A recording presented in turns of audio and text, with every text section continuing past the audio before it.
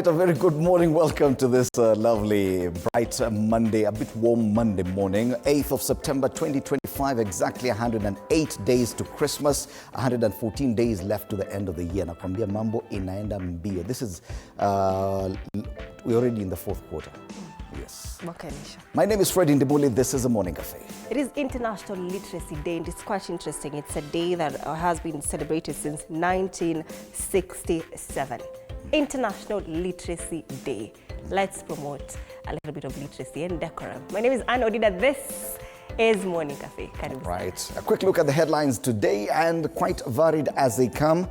And we start off with the standard debt horror against a black background, and they continue with their, okay, fine, not so positive headlines.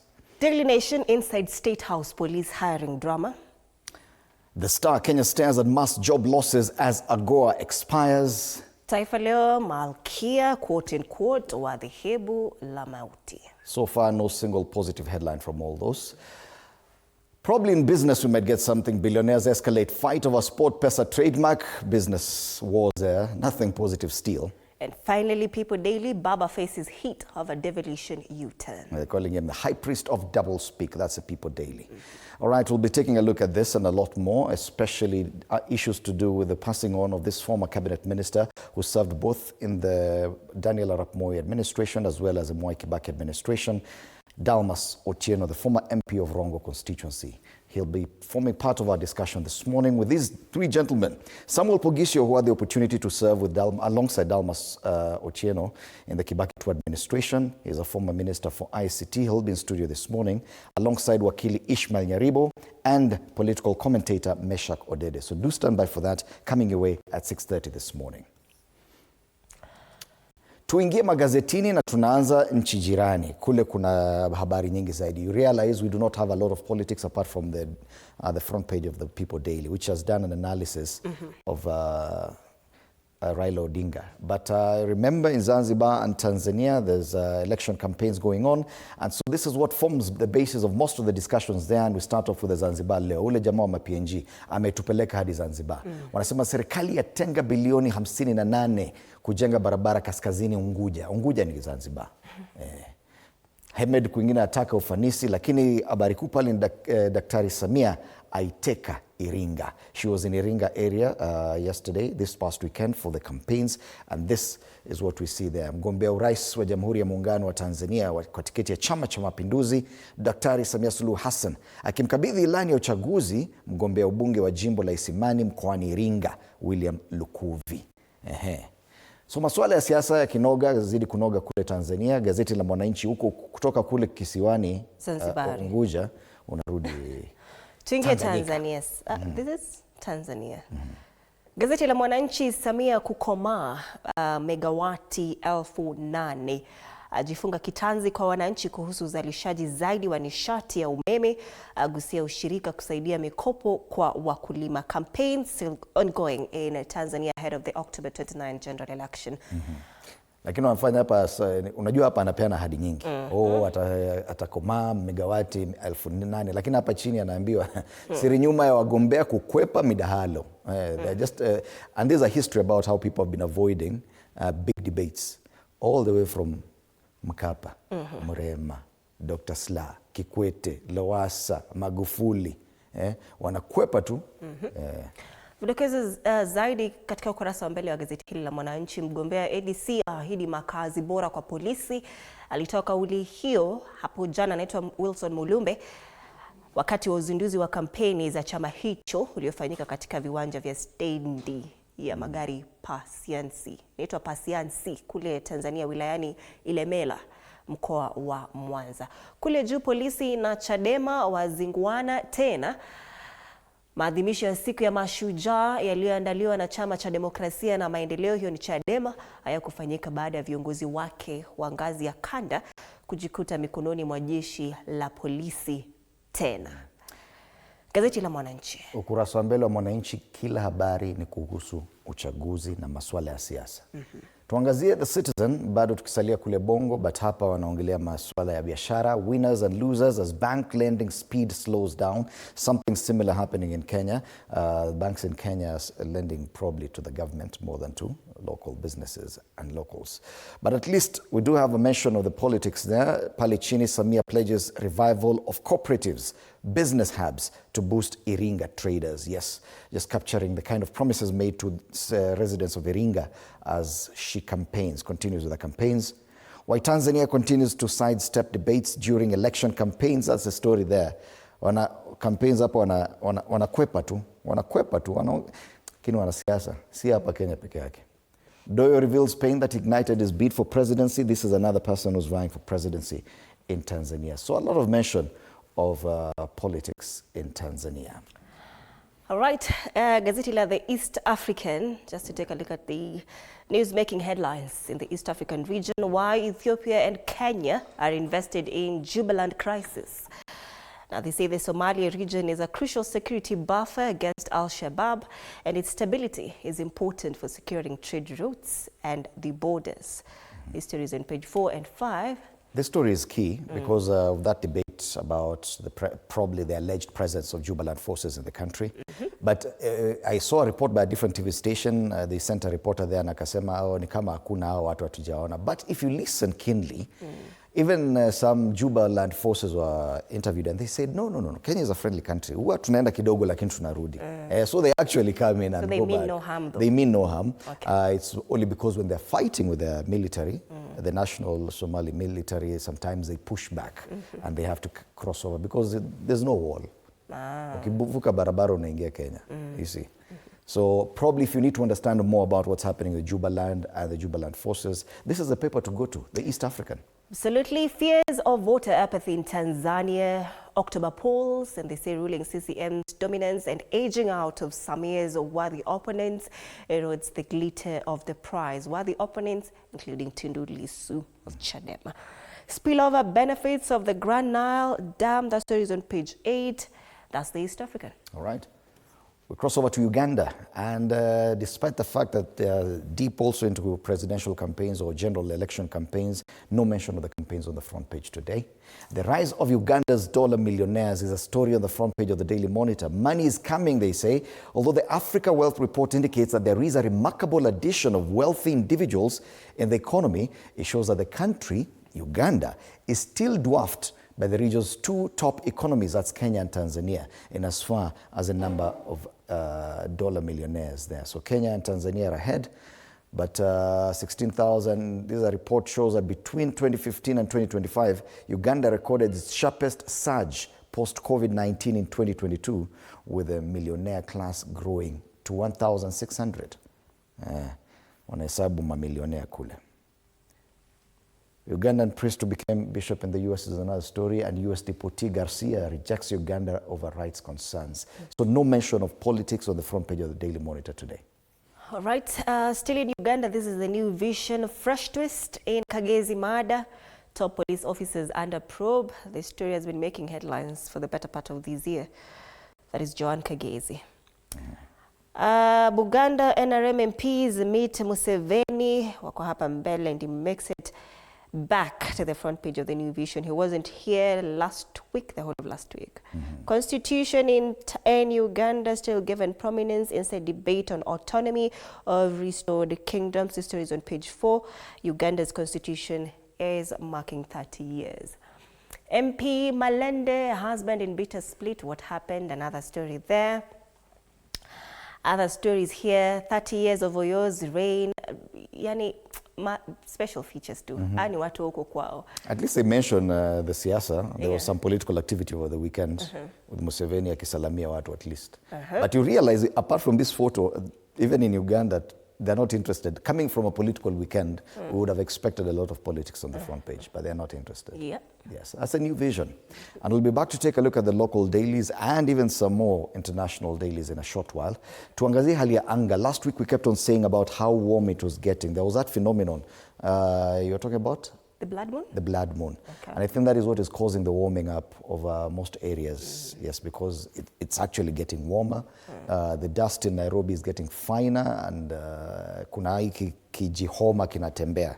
Jichunge. So we start off with Garissa, the northern part of the country, 24 degrees currently as we speak, which is quite high. And you'll actually see that 24 or 26 is probably the highest that we're going to experience in Nairobi, but that is actually very high even for Nairobi. Yeah, they say it's a cloudy day, highs of 32 degrees there. A bit of precipitation during the early morning hours, 1.0 millimeters. That is Garissa, nothing much, but gets really warm. And it promises to get even warmer as the week progresses. Mount Kenya region? It's 14 degrees in Meru this morning, feels like 13. It's a mostly cloudy day. Highs of 25 degrees is also warming up in Meru. It was quite cold last week. Precipitation in Meru today is 0.5 millimeters. Kidogo sana. And that will portend for the better part of the week. Areas around Rift Valley, it's a bit chilly in Eldoret, and I think this is the coldest we've seen so far. 12 degrees Celsius. The highest it will get is 24, but they say it's a mostly cloudy day. Precipitation, 1.1 millimeters. Last week, there was a lot of rainfall in Eldoret. But yes, it has not done yet. They're saying here that on Thursday, even Wednesday, there could be some high precipitation as well. But temperatures a bit comfortable in Eldoret. Let's go further south to the coast. 23 degrees in Mombasa, feels like 26 this morning. It's a mostly cloudy day. It's raining as you speak. Highs of 27 degrees in Mombasa. Precipitation here, 2.5 millimeters. Mvua itanyesha hadi 1 p.m. But this is good weather for Mombasa. 27 degrees throughout the week. Yeah, 27 degrees. Nakuja Nairobi ndo utaona kwa nini saa 27 degrees in Mombasa. It's a bit chilly. What about the Lake Victoria region? It's quite warm, 19 degrees as we speak. Also, mostly cloudy throughout the day. Highs of 29, which is very warm, and this will portend and continue for the rest of the week. A bit of rainfall expected at the weekend as we go into next week. But for now, nothing much in as far as rainfall is concerned. 0.9 millimeters of rain in Kisumu. Finally, weather in Nairobi, it's 14 degrees this morning. Feels like it. Partly cloudy day. It's very cloudy today. Highs of 26 degrees in Nairobi, and precipitation is 0.4 millimeters. Kidogo sana. Highs of 26 degrees today. So nasikia kama Mombasa highs of 27, Nairobi highs of 26. Hatujaachana sana. So Nairobi, Mombasa, jua ni ile ile. On Monday next week it will be 27. What people are feeling in Mombasa. So it's getting warmer and warmer as we get closer towards the end of the year. Na hiyo phenomenon natumeita aje? Blood moon. Blood moon. Oh, ile ilikuwa moon ya red. Blood moon, yes. Yes. I think the first time it was seen was in 2018 or 2008, thereabout. So it's quite a big deal. It is indeed a big deal. I saw quite a number of people coming out of the houses to watch it yesterday evening. All right, 11 minutes past 6. Traffic on this Monday morning doesn't look so bad. I can see Kangundo Road is building nicely. Areas around Komarok and Umoja estates on both sides of the road, but nothing out of the ordinary. Outer Ring Road, areas around Fedha Tasia pale kama kawaida, lakini ukienda Thika Road, there are stretches of yellow, especially between Githurai and Kasarani, and between Kasarani and Garden City Mall, ile interchange ya pale Allsops. Meaning that there's a lot of traffic, but it's not yet gotten to a critical level, so it's still yellow, meaning it's moving. If you look at Pangani interchange, it's also yellow at this time of day, which means nothing to worry about. Jogoo Road, areas around Makadara, building up slowly. Hii area hapa, unajua hii ina indicate kama kuna shida kubwa. Landis Road, pale Machakos bus station, Mudhurwa area. But it's green today. Even areas around town, I can just see saa hii imeadjust kidogo. Haile Selassie Avenue around Railway bus station, hapo sasa ndio imeanza kubuild up. Other areas like Mombasa Road, nothing much to worry about. Southern Bypass, Lang'ata Road, Raila Odinga Way, Ngong Road, huku ni kama hata tutafuta hii map, because hakuna, in as far as traffic is concerned, our biggest issue inakuanga the eastern side of the city, and probably Thika Road and Kiambu Road. Hao wengine ni kama hawana traffic, lakini magari wako nazo mingi. Yes. And that's the traffic situation this Monday morning. Yes, 12 minutes past 6 a.m. Let's have the quote of the day.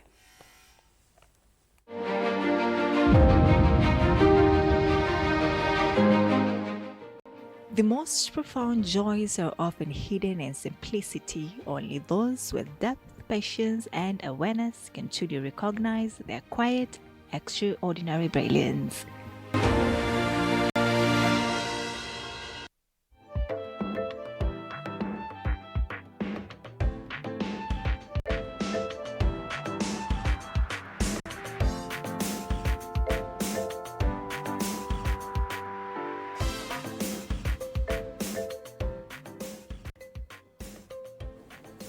All right, at exactly 30 minutes past the hour, let's take a look at the local dailies. But before we take a look at the local dailies, ule jamaa wa PNG ametuambia tuende mbali kidogo, tuanzie UK, Financial Times. A few headlines there, just a quick look. Russian energy giants turn to China for fundraising as economic ties grow, matters business.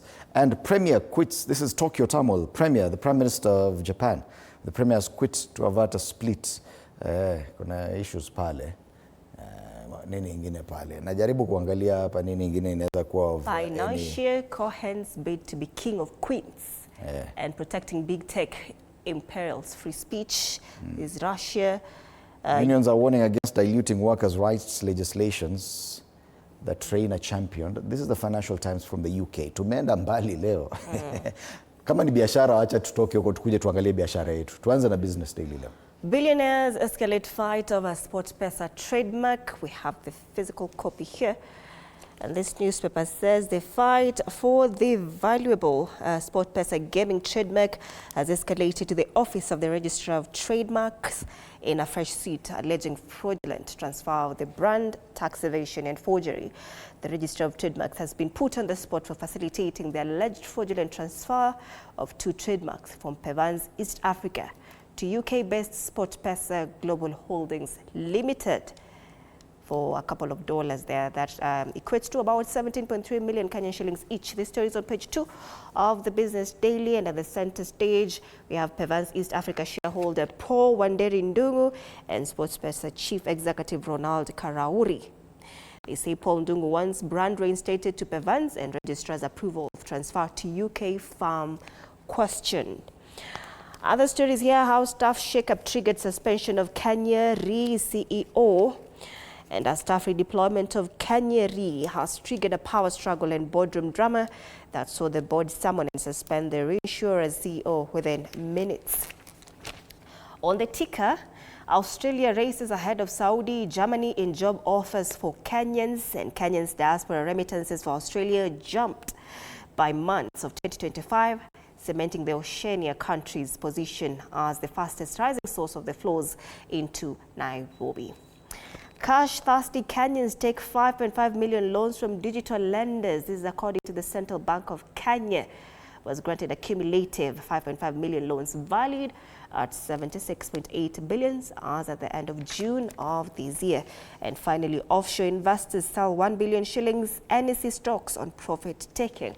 That's the Business Daily this morning. All right, from the Business Daily, we come back and take a look at the first local daily in as far as local news is concerned. Issues around debt back on the headlines. Debt horror, that's the front page of the Standard. Distress since President William Ruto took over. The country has been borrowing a troubling 2.29 million shillings per minute. That's how they put it. That's 137.5 million shillings per second and 3.3 billion shillings per day. As he marks 3 years in office this week, Ruto has so far borrowed 3.5 trillion shillings. Horrified economists now warn the rising debt lacks practical value for the country. Besides, a look into the president's promises reveals chivalrous absurdity. From planting 15 billion trees, what happened to that, by the way, to building stadia that can host EPL, with a debt-curbing promise falling flat 3 years down the line. Remember, he was sworn in on 13th of September. The president. The president in 2022. Today is the 8th, so 5 days from now. So it could be on Saturday? Yes. Saturday, I think, is when he will be marking exactly 1 year since he took oath of office. Let me just confirm, ndio tusikuwe tunaongea mambo ambayo haiwezekani. Yes, actually Saturday, this coming Saturday, he'll be marking exactly 1 year. So it's a good time to actually review his first 3 years in office. Yes. Lakini wanasema hapa amekuwa kiboro 137.5 million shillings per hour. Per hour. Every hour since he took office. Yes. Najua, I like the fact that they've broken it down that way so that you can actually see what it means. 2.29 million shillings per minute, money that many Kenyans may never see in their lives. 137 million shillings najua inaweza fanya nini per hour. Per hour. 3.3 billion per day. Najua 1 billion shillings ilisemekana, if you can spend 1 billion shillings, you have to spend 20,000 shillings every day for 37 years. Ndio umaliza 1 billion. Wow. Yeah. So according to Ndindi Nyoro, who's a Kiharu MP and a former chair of a budget committee in parliament, he says the government has borrowed 3.5 trillion shillings in the last 3 years, which translates to 3.3 billion shillings a day. President Kibaki did a lot of development, yet he borrowed only 1.2 trillion for 10 years. Where is the 1.2 trillion we are borrowing every year going? Because his argument is a lot of these major infrastructure projects are not part of this debt. Like the Talanta Stadium is a securitization debt, which is separate. The big Rironi to Mau Summit Road that is doing is a PPP. So it's also a different kind of debt, not included in the 3 trillion shillings that has been borrowed so far. So where is the money going? That's the question. Fine, you've borrowed. Yes, we can see development, but we know the development is coming from different monies. Where is this going? Kuna mali unichanganya kidogo. You said 13th September, max 1 year? 3 years. 3 years, yeah. 3 years. You said 1 year. 3 years from 2022. Yep. Sorry if I said 1 year. Atoefanya hesabu yako ni 3 years. Kwani alikuja last year? The other story given prominence here is about Dalmas Otieno. They call him the defiant Moi Arab minister. Dies. Passing of an era. Leaders have shared condolence messages describing former Rongo MP Dalmas Otieno as a visionary leader and astute businessman who served his country with unrivaled commitment. Otieno belonged among few politicians from the Luo Nyanza region who defied the region's political godfather Jaramogi Oginga Odinga and even his son Raila Odinga in the late 80s and remained relevant. And we'll be looking at this. Samuel Pogisio served with Dalmas Otieno in the Kibaki II administration. So we'll be looking at that later. All right, other stories there on this paper. Haraka haraka, a lot of Dalmas, nothing much on the inside. Kule nyuma, will Harambee Stars sing redemption song? Kenya has won 8 of their 10 meetings with Seychelles. So last week tulikuwa na Gambia. Yes. Tomorrow, we are hosting Seychelles. 4 p.m. still? 4 p.m. If there was a moment Kenya's national team, Harambee Stars, would have wished for a win, then it's now. They'll be looking to end their 2026 FIFA World Cup qualifiers on a high when they host Seychelles tomorrow at Kasarani Stadium at 4 p.m. Gambia walitupiga sasa Seychelles. Gambia walitupiga bwana. Hai bwana, walitupiga sana. Ama kukuwa na motivation. Na ni kwetu. Wapromisiwe tu kitu, waambiwe tu by the way tutarusha kitu. Ama ile 3-bedroom house. Ambesanda walipia full. Alright, Taifa Leo, Malkia quote unquote wa dhehebu la mauti. Huyu ni Sharili Nanindo Temba atajwa na wapelelezi kama mshukiwa mkuu katika mauaji ya kidini ya kwa Benzaro. Yuko hapa katika ukurasa wa mbele wa gazeti hili. Wapelelezi watoa maelezo ya kina kuhusu namna Sharili Nanindo Temba wenye umri wa miaka 30 alivyoendesha shughuli zake za itikadi kali kwa siri kubwa kijijini kwa Benzaro. Yabainika asili yake ni Emuhaya Vihiga. Kule kwa kina director. Temba anatarajiwa kushtakiwa mahakamani wiki hii. Director amekataa. Na huko kwa Benzaro ni takriban kilomita kama 30 tu kutoka Shakahola. Alright, yuko hapa ana 30 years old. Vidokezo zaidi katika ukurasa wa mbele wa gazeti hili ni wizara ya vita si ulinzi tena Amerika. Trump atia saini amri ya kubadilisha jina, nembo na anwani katika wizara ya ulinzi. It's very interesting. I saw a clip where now they were changing the signages from the doors. So the US Secretary for Defense changiwa inaekwa US Secretary of War. Wow. Yes, that's what they've done. It's now not the Ministry of Defense, is a Ministry of War. Yeah. So what's the significance? I don't know. It's like America is at war. Okay. Yet I thought defense doesn't mean you fight. Defense means you just show your might and people don't come to you. You defend your borders. All right, back home Gashaga na babaika au ni ujanja ni swali. Wanasema swali hili linaibuka baada ya DCP kuondoa mwaniaji wake wa ubunge Mbere. Kibarua sasa kwa Kindiki Mbere North, anasema chama cha UDA kitategemea Kindiki kumwezesha Muthende kushinda ubunge. I think now we can already identify some of the big trouble spots or where the focus will be when the coming by election is. By the way, 17th of September this year, that's next week, that's the end of the period when the different parties will be giving IEBC their candidates. So areas like Malava in Western Kenya, that's a big war front for many parties. Mbeere North, I think, is the other one. Yes. Hata kule Kasipul ile ni kidogo, but it will determine whether ODM is still strong or not in Nyanza. But Mbeere North and Malava promises to be ile kukwaruzana. Alright, Uhuru awazie kumpokeza Matiang'i usukani Jubilee. Mkutano wa wajumbe mwezi huu kujadili mpango wa kubadilisha uongozi wa chama hicho, na vile vile habari ya Dalmas Otieno ambaye aliaga dunia hapo jana, aliaga kwa umri wa miaka 80. Taifa Leo. Kutoka Taifa Leo tuende kwa Daily Nation, habari ile priestess linked to kwa Binzaro cult. That's a big story there. Probably we start with that because we've seen it on the other paper. There was nothing unusual about this 30-year-old Charlene Anindo Temba, apart from the steady stream of visitors to her rented house in Kaoleni village, Kilifi. Detectives now claim that behind those walls, something sinister was unfolding, and it had everything to do with the bodies being exhumed at Kwabinzaro, reviving memories of the Shakahola massacre, which curiously only happened about 30 kilometers away. But the big story there on the front page of the Daily Nation has to do with the police hiring, inside State House police hiring drama. So President Ruto, in a marathon meeting with police bosses that ran past midnight on Friday, demanded an end to tough wars that have stalled the recruitment of about 10,000 police officers. The National Police Service Commission now faces a defining week in the high-stakes standoff. The stories on pages 4 and 5 matters police recruitment. Dalmas Otieno, cabinet stint and failed political whirlwind. He features there on the front page, page 2, dedicated to Dalmas Otieno as well. 98% of schools submit data in efforts to curb capitation fraud. That's a story on page 6 of this paper. Na kule nyuma kwenye gazeti hili, Matter Sports, Thunder strikes KPA twice. League champions follow up Saturday's win over KPA with 97-79 success in Game 2 played in Mombasa. That is as far as local basketball league is concerned. That's a Daily Nation.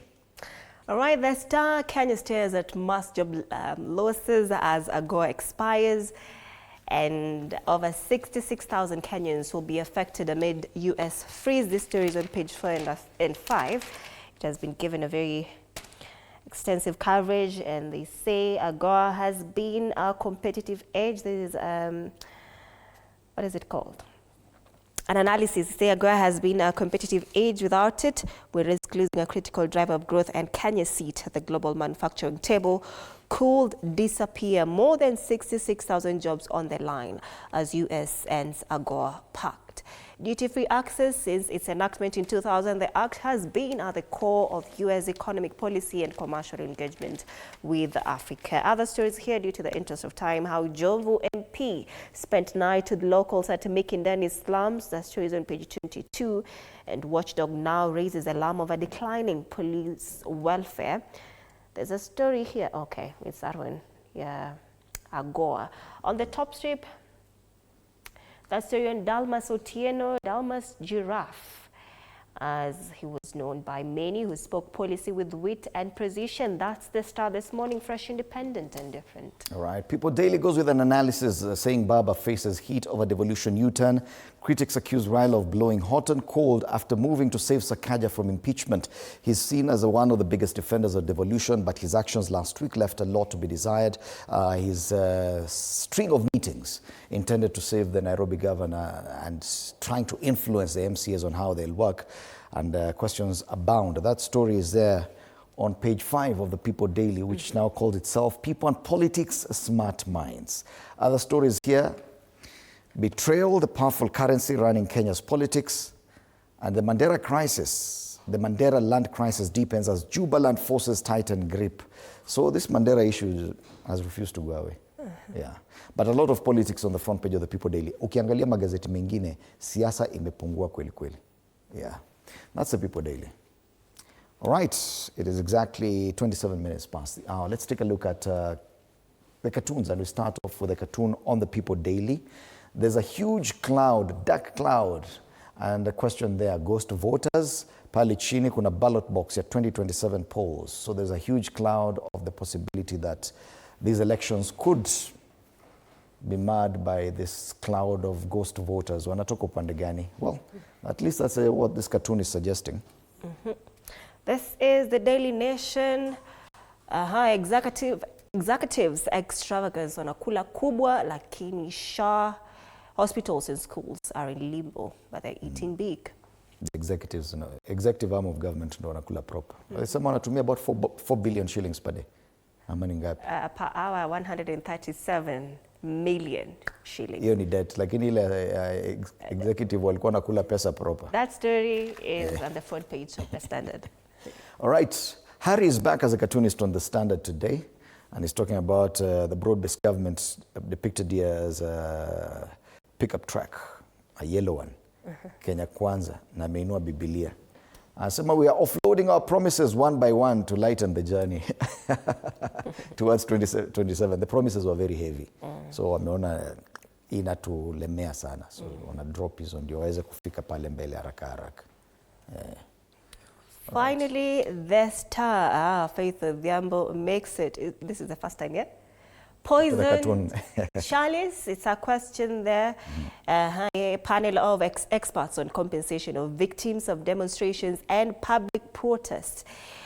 She is deputizing Makao Mutua on this panel. Yes, and I saw one of the dailies yesterday under the title, I think it was a Standard. The title, the headline, the main headline on the front page said, "Losing Faith." The story was about her. And quickly after that, the Media Council of Kenya sent a statement asking the media to be fair to the LSK chairperson, that she's not expected just to repeat all the political rhetoric that's out there. Just because we are protesting, she's not supposed to do the same. Surely, she has a job to do. So the question is, do you feel the media has been unfair to Faith Odhiambo? A bit too critical of her moves?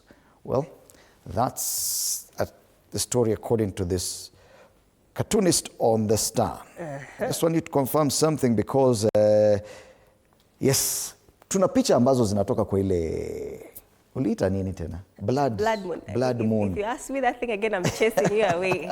Blood moon. Blood moon, yes. Those who didn't get to see it, this is how it looked. Beautiful. Beautiful over Nairobi. Lakini mbona sio red kama... Nafikiri ni ile kamera ilitumika. Unajua nategemea kamera wanatumia quality gani, because it was actually red. If you look at most of the photos that people took, it was reddish. It's called blood moon. But it's a beautiful thing. You see, whenever the moon is out like that, the full moon, they say that people go mad. Really? Yes, so I don't know what happens when it turns red. Is it a myth? So you go mad and you go red. I'm trying to look at the last time.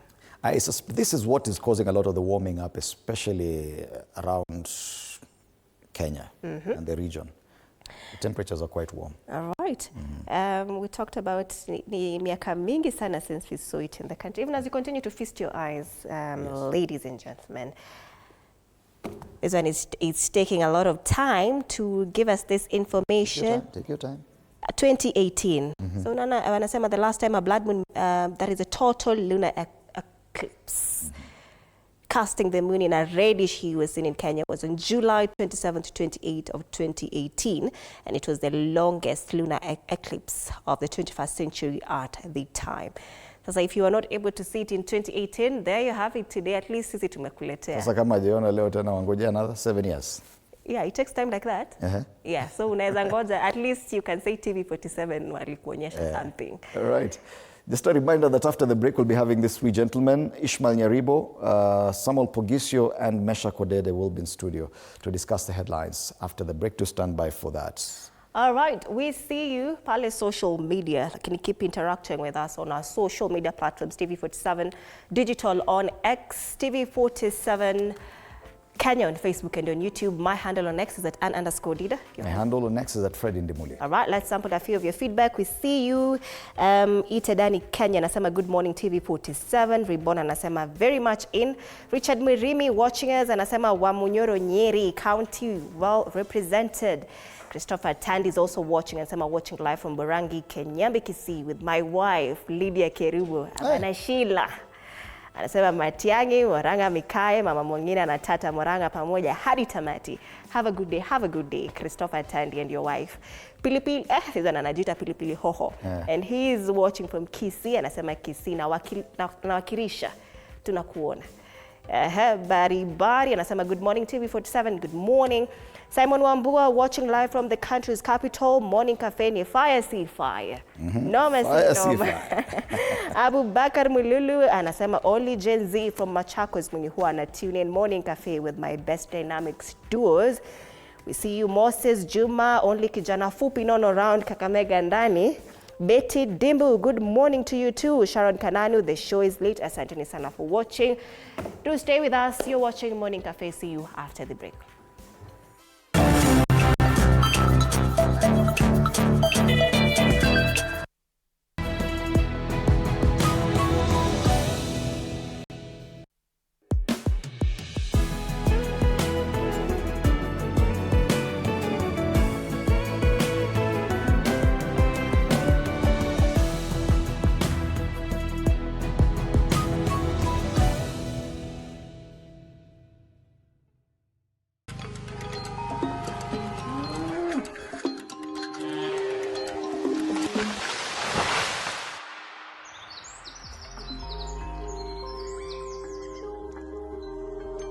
Our world is changing every day, and so should we, for the better. Each week, we tackle the big why, the question that should be on everyone's minds. Why isn't this fixed yet? Deforestation, global warming, and the adverse effects of climate change. The future isn't just something that we inherit, it's something that we create. Join us on The Green Fix as we tell the stories of those who refuse to give up.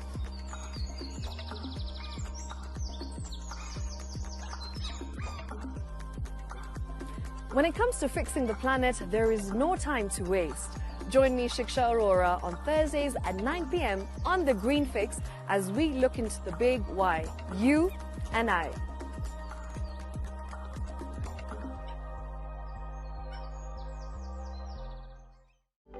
For comprehensive information and education on your health, Body Garage is here. Don't allow anyone to pluck out your good tooth as long as it is strong and stable. Cancer doesn't start today and you get the symptoms tomorrow.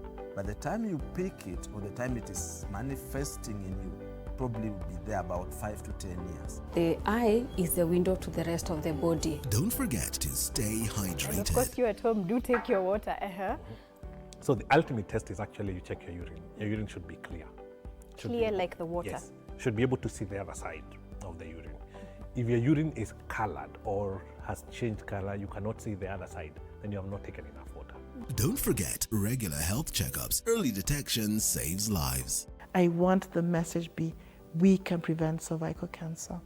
We prevent cervical cancer in several ways. You have young girls and even somebody who's above that age, you can pay at least every 3 years. Somebody should have a pap smear done. If you are 40, 45, 50, going upwards, once a year, please go see a doctor. Yeah, it's just for normal routine maintenance.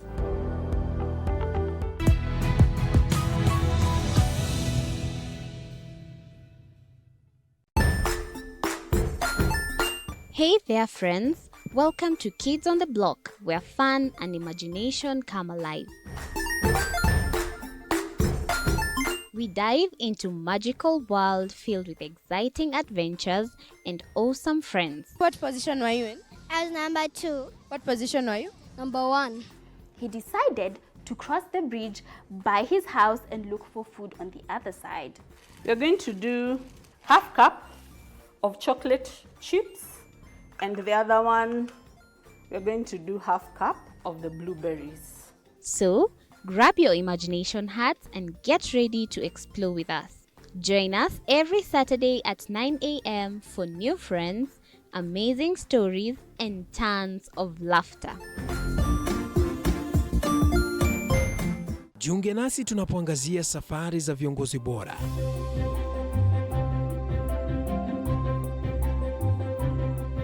Kutoka kwa ushindi mkubwa hadi masomo magumu. Wakati wetu kwamba wasichana si wa kusoma, ni wa kuolewa ng'ombe ipatikane, wazazi wakuwe watajiri. Tunashughulikia yote. I wish I were a better investor. My parents taught me how to look for things for myself. Tazama Mfahamu Kiongozi, ambapo kila kipindi kimejaa maarifa, mikakati na hadithi za kukuza azma yako. For me to succeed, I have to fight. Kila Alhamisi saa 1:30.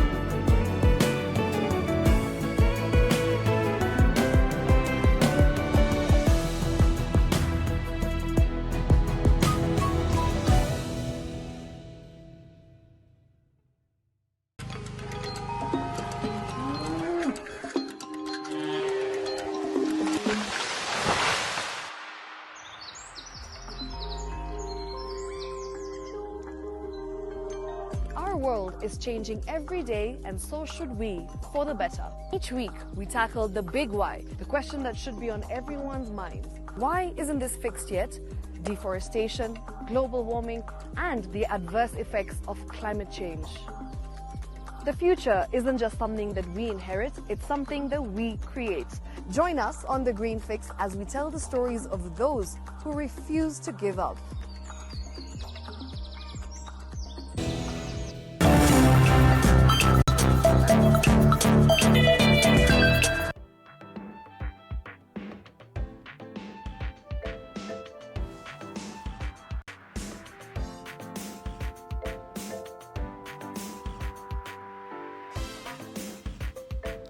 Defiant Moi era minister dies. That's Dalmas Otieno. Leaders have shared condolence messages describing former Rongo MP Dalmas Otieno as a visionary leader and astute businessman who served his country with unrivaled commitment. Otieno belonged among few politicians from the Luo Nyanza region who defied the region's political godfather, Jaramogi Oginga Odinga, in the late 80s and remained relevant. He passed on yesterday at the age of 80. And that is where we'll be beginning our conversation this morning.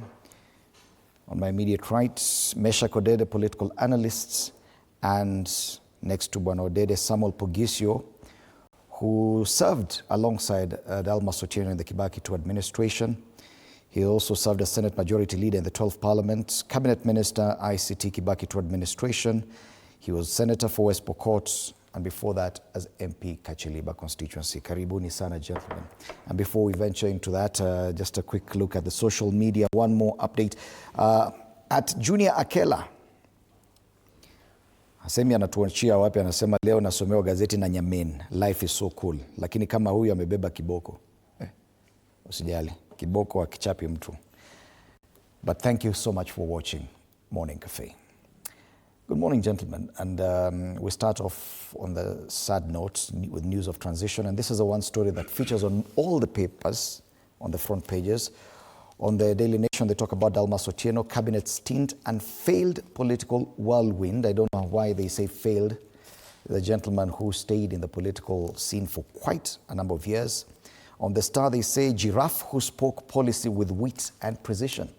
And probably I give Bwana Pogisio the first go at this because you served with Dalmas Otieno in the Kibaki II administration. As you share your message of condolence, just describe the kind of gentleman that we are talking about. Many younger Kenyans who are watching us may not even know who Dalmas Otieno is.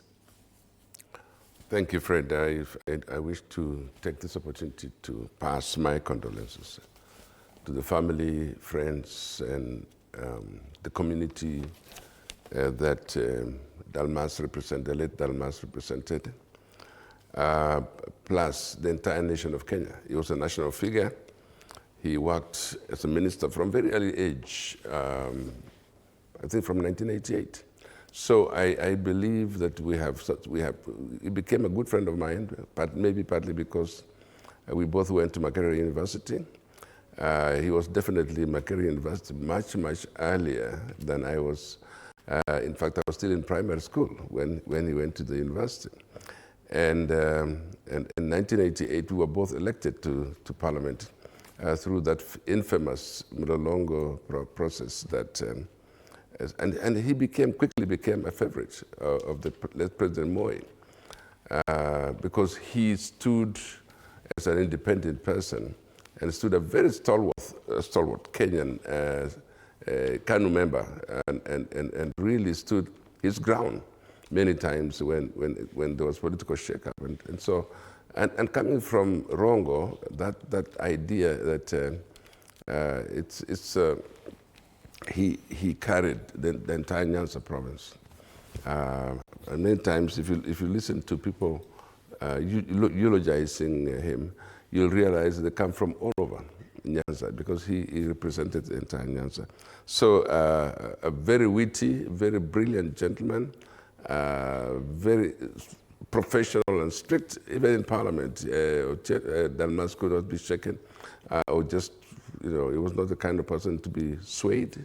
He went where he believed, that he chose exactly the side which he believed in. So as a gentleman that we lose Kenya, still very, very strong. We just say that death has robbed this country of a very resourceful person. And let me just say rest in peace, my friend, Dalmas, and wish the family God's strength and God's grace during this hour. Right. And of course, I want to wish the president and the country, pass my condolences to the country. This gentleman had just been holding a very important role in a very important commission in the government, and therefore I just want to say to that members of that commission, and also the government entirely, and our parliament, houses of parliament, we have lost a colleague. Thank you. All right. But Meshach, even as you share your message of condolences to the family, many people are talking about his checkered politics, especially when it came to politics of Luo Nyanza, that he did not necessarily conform, and this was from early on. And many people may not understand how such a person may have survived politics of Luo Nyanza without conforming to the political fathers of that area. Yeah, thank you.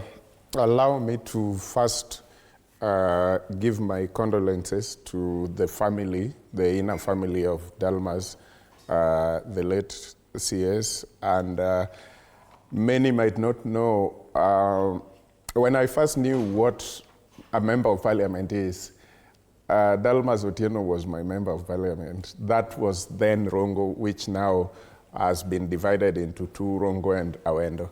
But it was the larger Rongo, and Dalmas was the member of parliament when I first knew what a member of parliament is and what a leader is. So some of us are people who grew up knowing the first member of parliament I ever knew was Dalmas Otieno, and Rongo was larger Rongo before it was divided. And those are some of the people we looked at. That time, Fred, seeing a member of parliament was not a joke. Like, it wasn't something of a day-to-day like now. They are very much seen, because everything was centralized and they were in Nairobi and you are in the village. And so when a member of parliament comes, it is once in a while, and it is a big thing, and you're a child, so you don't even get closer. Maybe your father or people who matter. So we, the people of Rongo, and now the larger Migori County, and by extension, the whole country, we mourn the passing of Dalmas. It was not expected, because as a nature of a human being, most time we probably might expect, if we hear that somebody is sick, hospitalized, going through some, but Dalmas was not in that category, so it was really a shock to all of us. Coming to your question or comment, people say Dalmas did not budge to the pressure, political pressure, or the wave that was then. What I know is Dalmas was elected in 88, like Honorable Pogisha has said, But history tells us, I was very young, I think 88, I must have been 8 years old. I didn't know much. But history is written, and they say it was Mlolongo, and Honorable Pogisho here can confirm. So in Mlolongo, I really can't tell, because if I imagine what Mlolongo election was like, I really can't tell. But yes, Moi was in power, he was on the side of Moi, Jaramogi and team were opposition. So that is something anybody was able to do. The only difficult decision was to be on the side of Moi after that election, and your people are on the opposite side. That is the only decision that was not easy for anyone to make, any man or woman to make. Subsequently, I think he went to parliament again in 1997. Yeah. And then, because there was Aluoch Polo who was related to him, and they were coming from the same village. And so after that, Aluoch Polo went in 1992, and then he came back to elective politics in 19. But meanwhile, when Aluoch Polo was given the seat by the people, he was nominated by KANU. So he was still in parliament anyway, and he was actually given the minister. I think for me, the first time now I knew him as a minister was now Minister for Transport, that election between 1992 to 1997. And then he's been in the political either as nominated or as an elected. He was even elected together with Raila Amolo Odinga in ODM. He was able to beat Ochila Yako around that time. So he's a man who has been in this politics. So what we are losing is the kind of memory people like Dalmas would give us. Because when we want to forge ahead, sometimes it is necessary to have things in black and white by people who are there. And that is why we cherish people like Honorable Pogisho, because some of us are just having the history as written, but again, it is more powerful when you hear somebody talk about it, people who are there.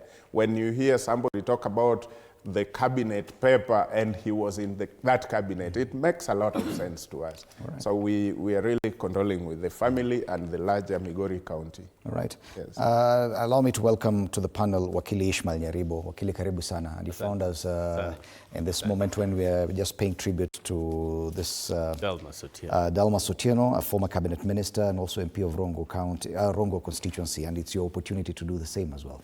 Yeah, you know, you noticed I was smiling all through when Meshach is paying his tribute. It makes me feel very old because he says it was 8 years in 1988.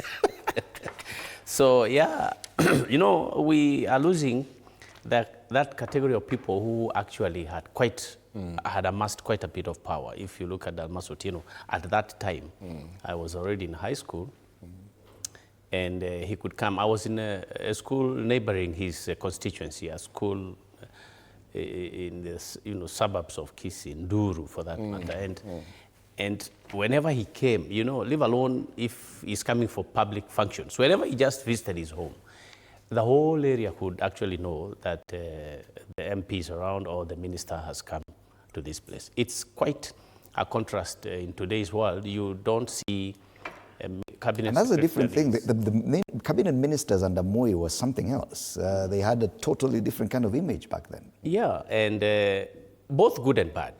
Good in the sense that they wielded power, which any person in public office needs to wield, not through coercion or arrogance, but that oomph you work with as a public service was actually great and important, and it attracted quite a bit in terms of development of the area, people listening to you and probably buying your ideas. You know, it's not just a question of somebody's in office. So, yeah, I don't know so much about Dalmas, but if you look, I saw his family members addressing the media, and I saw he has such a great family. I mean, there's, you know, his son there was speaking to the media, and that speaks quite into what kind of leadership you want as a nation. I mean, family is very important and comes first, and it supports probably, you know, the nation. It supports public service. So families are very important. So it's not good for people to come to public office but neglect or ignore, you know, the family. And I could see that Dalmas' son, quite, you know, a mature person and talking to the screen. It reminds me that much more than anything else we do out here, family is very, very important. Right. Bwana Pogisho, I'd love to come back to you, especially on issues to do with politics, because you served with him in the cabinet at a time when he was still not very comfortable with the powers or the most influential political figures in Nyanza. And I don't know how that worked for him, because he appears, and I think it's a standard that has captured this, that he did not start this defiance just the other day. It is something that he lived with through and through. How did that work, especially under the Grand Coalition government where Raila Odinga was a co-principal? Yes, he may have been in ODM, but he was among those few people who did not necessarily become sycophantic. Friend, that's what I say about the late Dalmas. He was a man of his own. Remember, he went against the Jaramogi Oginga in 1988. He was, but at that time he was supported, of course, by people like Oyugi and so on, who had the muscle in government, and he won, okay? So he won the election, and then later on, when he was removed or he lost the election, nominated by Kanu again, that's how important it was. That he was nominated by Kanu, stood there. In 1997, he became very, very famous because he co-chaired what we used to call IPPG, which was the process that transitioned us to a new constitutional order. So he is very important at that particular point. He then stood his ground again. You know, that time even Kanu wasn't ready for changing of the constitution, but for him to present himself, to co-chair that, to move it forward, means also he had also started thinking more of the future of the country. And he stood firm, and IPPG sorted out the issue that was very big, that problem that time. Whenever you see Dalmas has, whatever ministry Dalmas was in, if you look at it, look at all the ministries was in, he produced something for the country that led. One of the things that that when he was in the revenue, it was the Salaries Commission. Yes, SRC. SRC. And people attribute this retirement age to mass. I'm sorry, today I have a voice problem. But the thing about it is that he's a very jolly guy. I mean, he was a jolly guy. He's a very happy, serious guy. When it comes to work, very happy, and he gives you energy. He's very energetic. And we became great friends, partly because we kind of stood almost the same ground together. You know, while he was ahead, he would help a lot of people, and so that when he was not, look at the way he did. He could switch sides very easily. You know, there was a time then he became very ODM. Remember, he joined with Raila, and then even there he became very uncomfortable because he did not want anybody to tell him that we must all go this way for the sake of it. So this is the kind of gentleman that we now mourn. We mourn a man who stood very firm for the people. He was always on the Kenyan, on the people's side. And like I said, I mean, he must have been very, very brilliant guy in school. Because look at the schools he went to. He didn't go to any of these national schools, but then managed to go to the university and did all that he did. I don't know his background. He's older than me by far. And as I said, when I went to Makerere, his record had been there. It's one of the people you could tell from those days. And I'm talking about, what, 10 years later, more than 10 years later. So I do believe that we became friends because we entered Mlolongo together. I didn't last there. 1988, he entered, he was a minister. That's when I was expelled from the party and I left. And when we came back in 97, we found ourselves together. And we have then worked since together many times in cabinets. He was a voice of reason in the cabinet. You could tell that because he would, the president would refer many times to what was happening in his docket and so on and so on. And he presented very strong policies in those sides. He was one of those people you could go to if you needed. Some of us were in cabinet for the first time, and the people that we would look to ask questions, to learn from, was one of them. And strictly speaking, I would say we've lost a quality or caliber of leaders that is not very easy now to replace, to find. I mean, anybody now, there's so much psychophancy now that leaders just are yes, yes, yes. And that's not going to be, there's not much to yearn for anymore in terms of looking towards a strong person who can stand his ground. Again, it's such a force, that a political force. And the good thing about it, and this is something that we shared, is it doesn't matter. I mean, if you lose your seat, you lose it for a good reason. And if you lose it for a good reason with the people in mind, you will come back. And that's what he believed. And it's the same thing that I do believe, that you just have to stand strong, stand with the people. And that's what cost my job. You know, even when I was younger, when I joined politics, and I stood with the Pokot people, I see nowadays it's become very easy to marginalize groups like the Pokot. Just marginalize them. And you know how you marginalize them? It's so easy to do so now. I don't know why. But that's because we lack the strong leaders of the caliber of Dalmas. Dalmas could not allow that to happen. Yeah. And if we may draw parallels with what's happening in ODM right now currently, even as we head closer to the by-elections, there's a debate about the independence of even the processes, the free and fair nomination of probably the person to run for the seat in Kasipul, because that's a big debate. And many people are looking at it, even within ODM, and talking about the democracy within ODM. And probably this kind of thinking by the likes of Dalmas Otieno, he had already seen the kind of constraints that a party like ODM would have.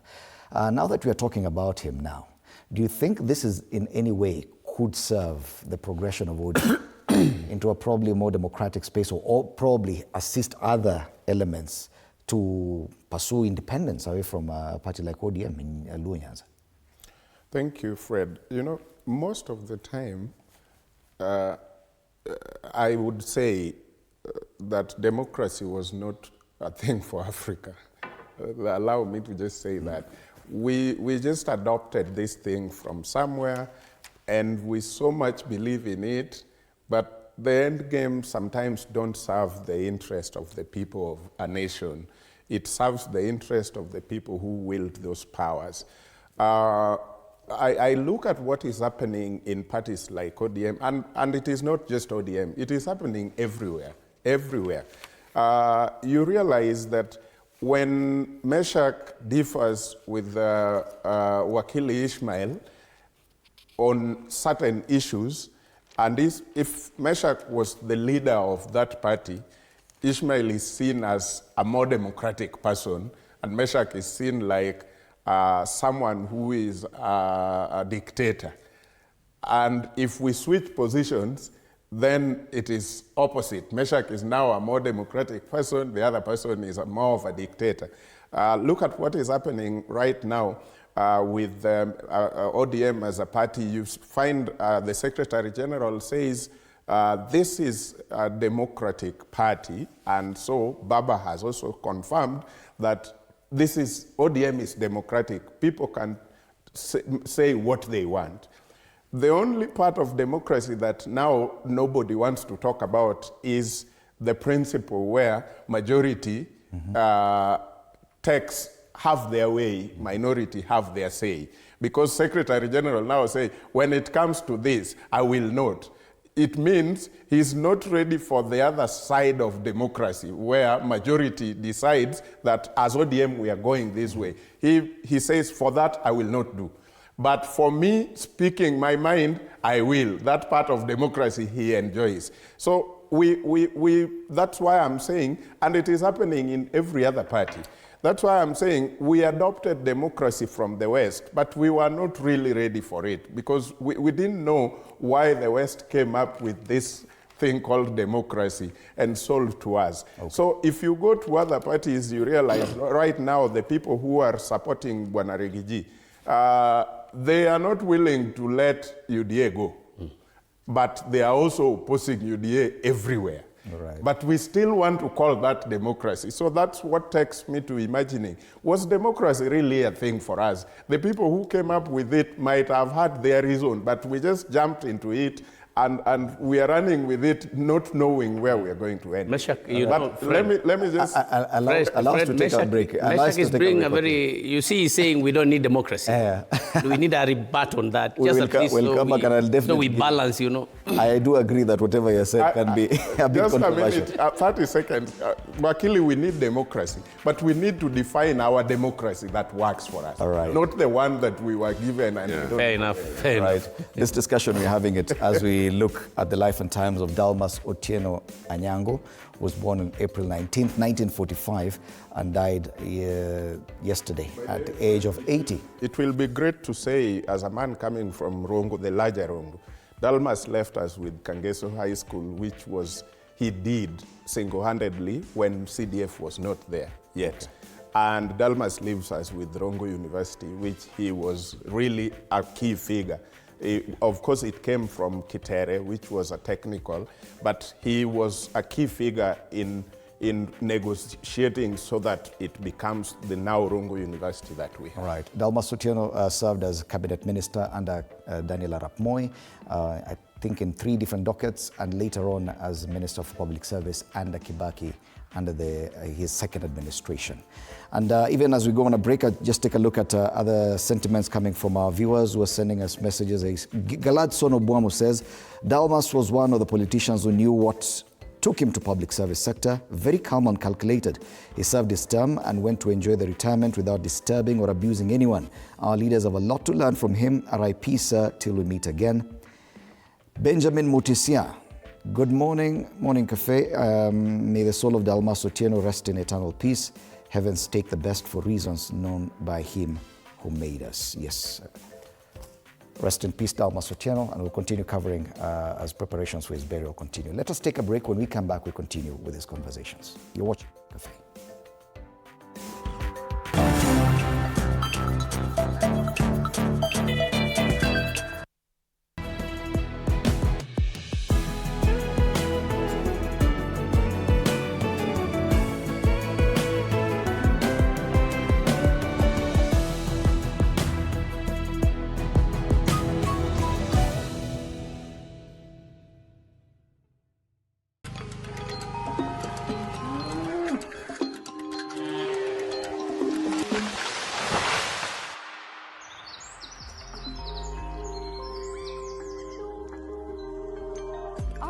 Is changing every day, and so should we, for the better. Each week, we tackle the big why, the question that should be on everyone's minds.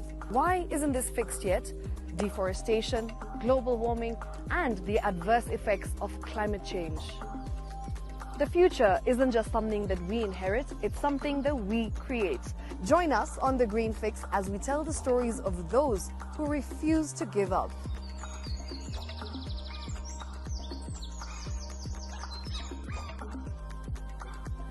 When it comes to fixing the planet, there is no time to waste. Join me, Shiksha Arora, on Thursdays at 9 p.m. on The Green Fix as we look into the big why, you and I.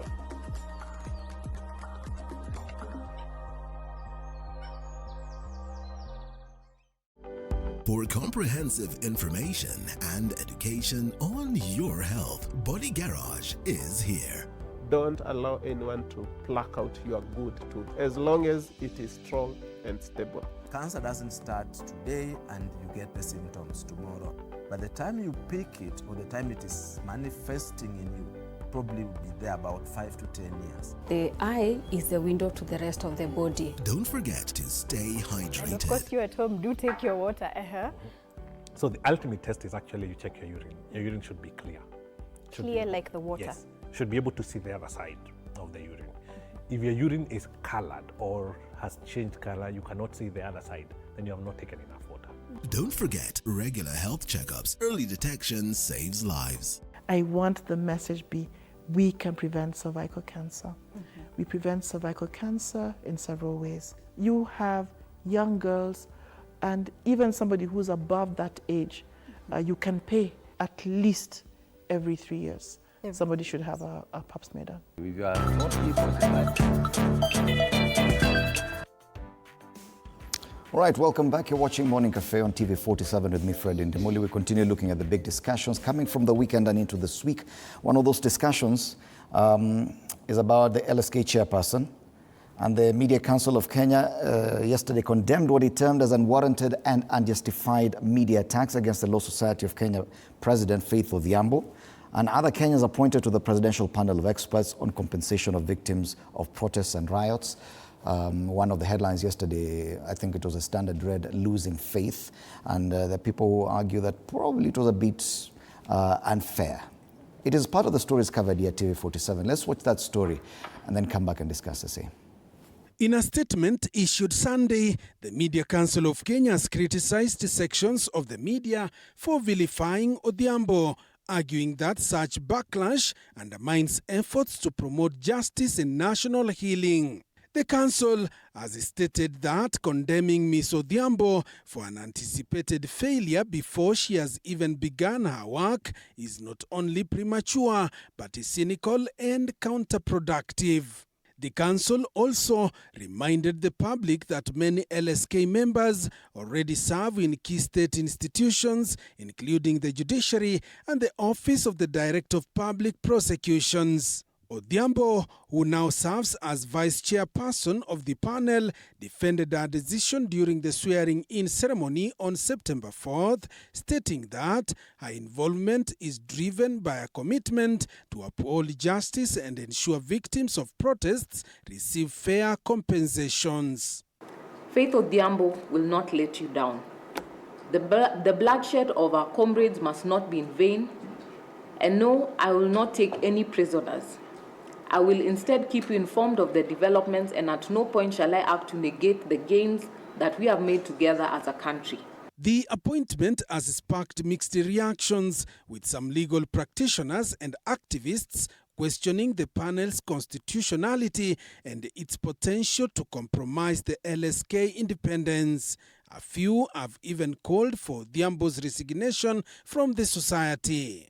However, MCK has urged restraint and objectivity in media coverage, warning not to prejudge professionals who choose to serve the nation in good faith but instead unite in supporting efforts that foster justice, accountability and national healing.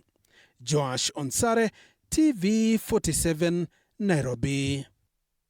Yes, is this criticism directed at the LSK president unfair, even from the media? Are we being too judgmental? Are we forcing everyone, including professionals, into political activism?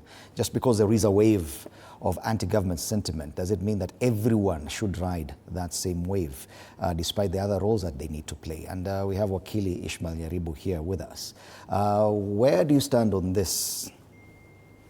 Thank you, Fred. Before I answer this question, I wanted to mention that democracy is much more superior and better to any other form of government. I mean, you can look at what happens in communist nations and what happens in Africa, and you may mention what is happening in those countries where there has been, governments have been overthrown and the leaders appear to lead better. But when you look at proper governance and management of public affairs and state issues, democracy is the best. But Meshach already corrected. He said we should at least cut our democracy in a certain way, respecting our cultures, understanding the history of our people, where we come from, you know, looking at our young democracy and then determining which issues we must correctly, you know, define and make sure they do not override the bigger national interests. And on that I would agree. Now you ask about faith, you know, there is fidelity to a person and fidelity to the nation. And those are two different things. And this is where I differ with colleagues. When you talk about politics, I mean, I'm here talking today, Fred. I have a right and I can vote here, right, on, on national television. That is wrong. I mean, we are supposed to give a balanced view of something before we go to our personal issues. So in terms of Faith Odhiambo, I have said it on my social media handles, not only when she accepted, even before, she has every right to accept that sort of appointment. We may differ on that, but you know, when you look at political trends, one, when you look at developing jurisprudence, when you look at developing the lawyers' interests in their spaces, they can never be common, Fred. We can clap for Faith Odhiambo that she's doing all these things, putting the government on check and ensuring that the comrades are protected. That is good enough. Mm-hmm. But we will not all jointly enter that lack or that room or that providence. Each one enters according to their chance, according to their lack. For Faith Odhiambo to accept this particular position of sitting in the presidential committee, some people are asking, what is the constitutional basis? Listen, the president has a duty, power, and a right to appoint committees, if he so wishes, to deliver on his mandate. So it may not be pegged necessarily on a particular constitutional provision, but the law allows him to do that, to appoint a committee, to make sure maybe people who suffered in this or that protest have been paid.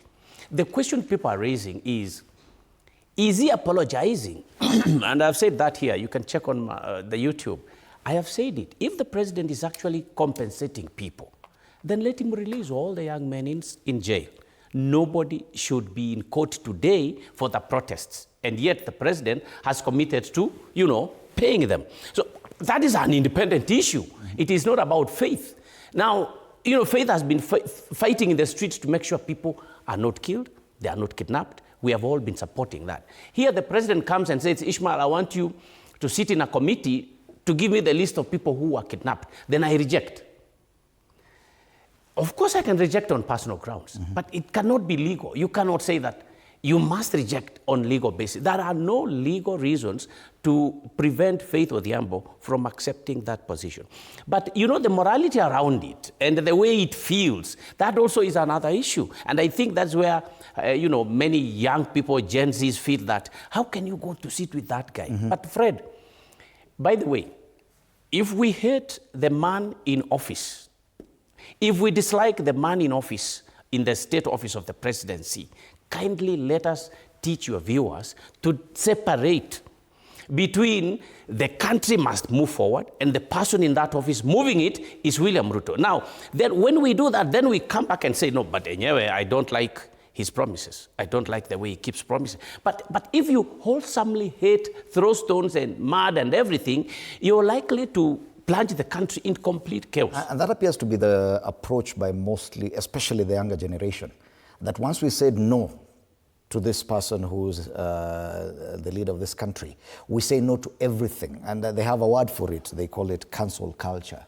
And this is what is happening to Faith Odhiambo. Cancel culture is basically a cultural phenomenon in which an individual thought to have acted or spoken in an unacceptable manner is ostracized, boycotted, shunned, or fired, often aided by social media, especially on social media.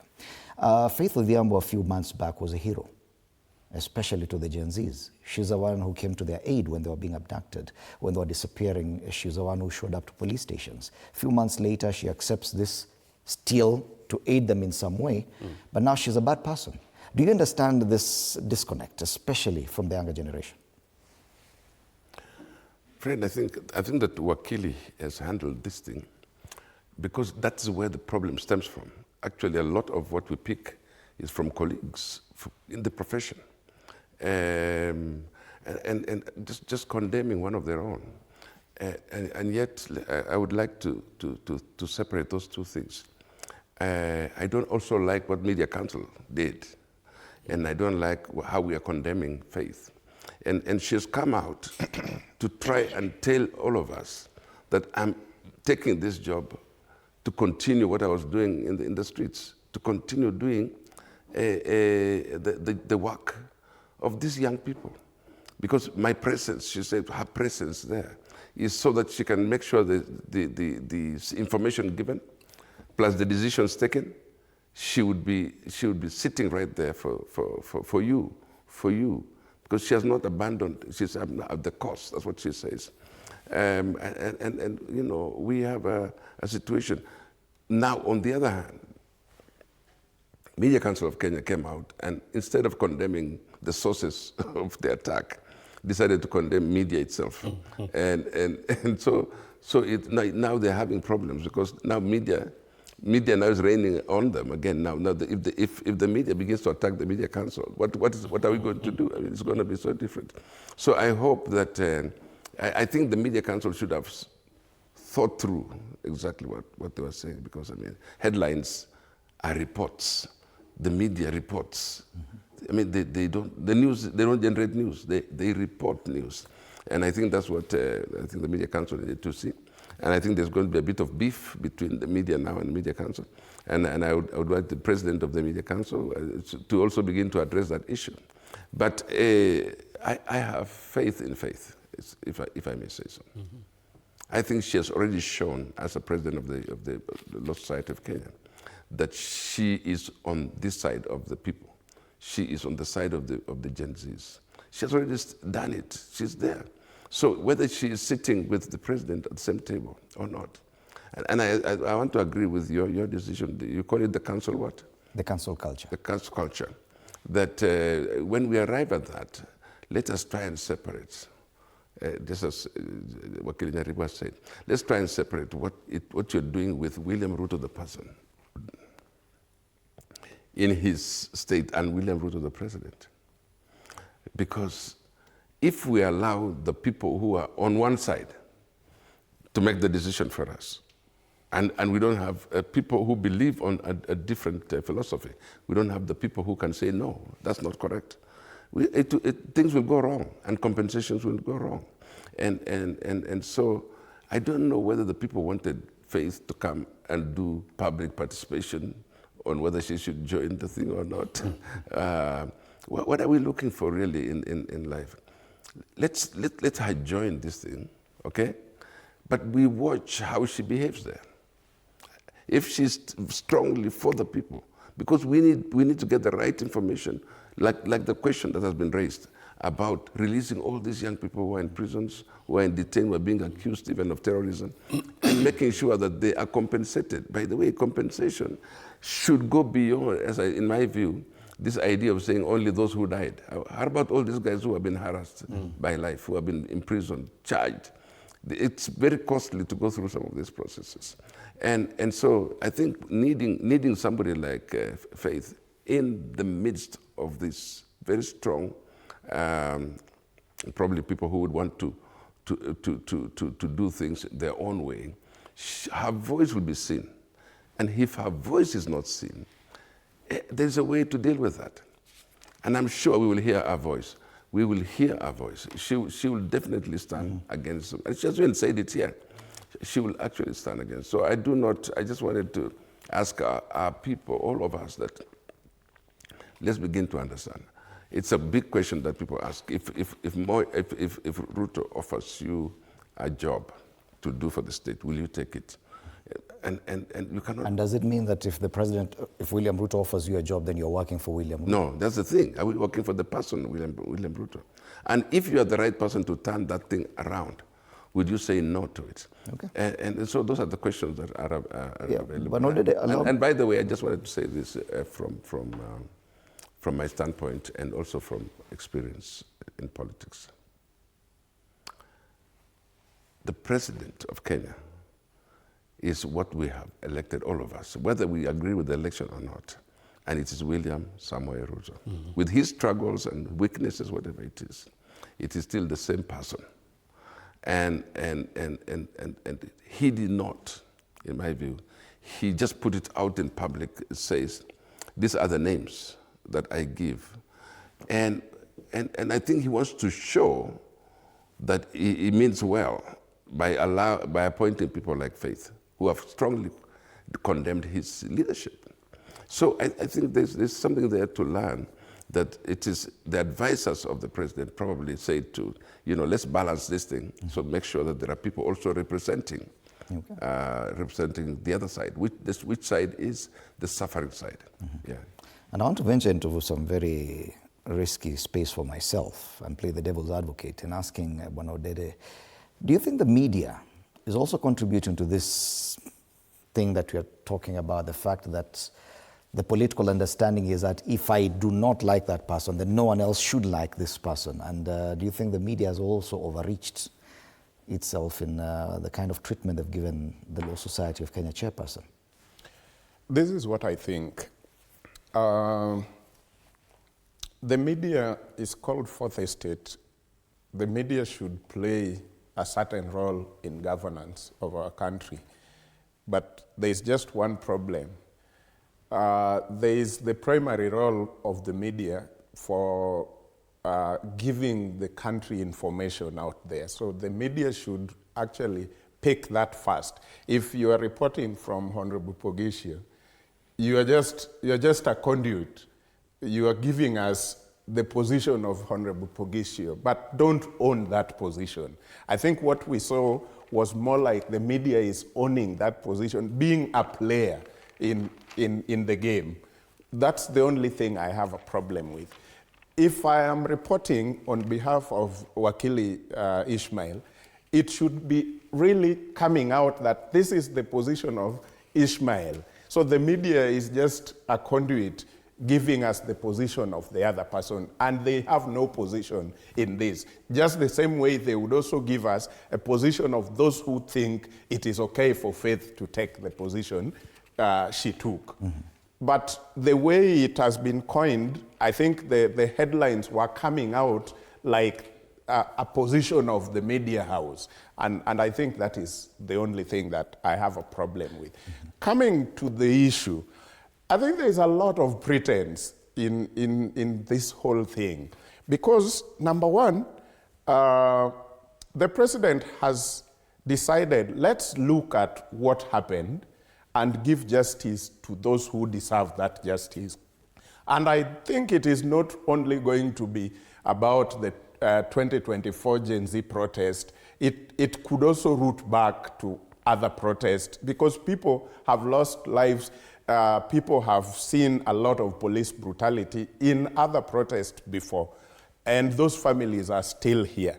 So if we say, if anybody take a position that somebody like Faith should not sit in that committee or sit near the oppressing regime, then it becomes a bit of childish to me, because the member of parliament you are supporting and the opposition, quote unquote, you are supporting, are sitting in the same parliament with the others who are supporting this president. They go to that parliament every other time, they smile with each other, they laugh, they debate, and they even go for tea together. Why haven't we tell our members of parliament who we are now supporting on the side of opposition not to even go to that parliament anymore? Because why do they sit with the other people who support that president? So it seems a bit childish to me, and it is a whole lot of pretense. It's like I am a member of a church. I am maybe a scientist. I do research. If a company that makes alcohol hires me on the basis of being a professional to conduct a research, do I now say, I can't conduct such research, although I am a researcher, I am a scientist, research scientist, but I won't do it because that company makes alcohol, for example, or that company makes cigarettes and I am a Christian. So let's just allow Faith, because according to me, there are two people there who makes the families who lost or the victims of police brutality feel a bit more represented than any other. This is Irungu the Transparency International executive director, and Faith Odhiambo. Those two, according to me, were a good choice from the president, meaning because the families who lost, who are still in pain, saw them battling day and night for this justice. If suppose the president had formed this committee and those two are not there, or anybody from the civil society, LSK, are not there, it is all president's friends, because the other side do not want to sit anywhere near the president. What would we be talking about right now? That thing would have been like, we don't even care what he's doing. But now the families would feel like at least there is a man or a woman there who knows the pain we have been going through and might be talking the right thing in that committee. So I think it is childish to start saying, oh, don't take that job because this, you can't sit with this man. And I'm still on the issue of the media, because now it has come out and most of the headlines are just talking about condemning the media, because probably the media is seen as pushing this narrative, this anti-government sentiment. And do you feel that is what the media has been doing? Yes, first and foremost, Fred, yes, Media Council itself should actually not have issued that notice. Why? Because when TV47 and say Nation, whatever, all these other media, if they have a conflict, they go to Media Council for resolution.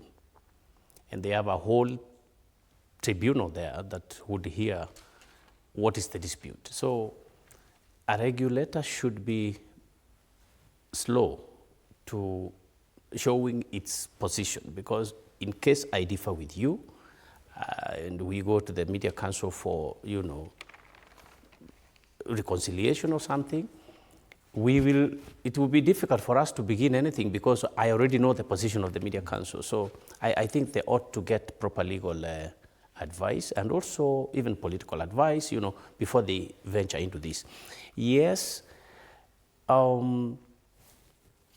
media must showcase whatsoever is happening without hiding. And of course, you have your own rules as media, what to report and what not to report. But in the case of Faith Odhiambo, the media has every duty, in fact, to say that Nyaribo, who is an advocate, has said ABC.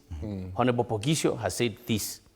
And also in your editorials, the media can also give their editorials. I mean, it's what is done globally. You can also take a position.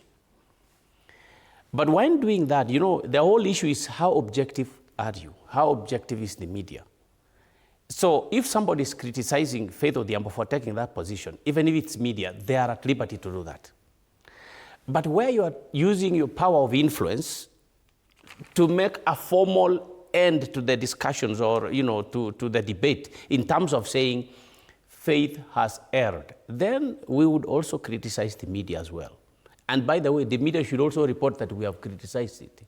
So that is just the role of the media. They should not use their power over influence in the wrong way, so that, if we go that way, and you can see in most advanced democracies, then nobody will be, nobody is distressed, nobody is under stress. Because I don't mind if TV47 will report about me in a certain way, as long as I come back and I say, this is also my position, and you report it. And in fact, that happens during disputes. I've handled quite a number, a few in the Media Council Tribunal.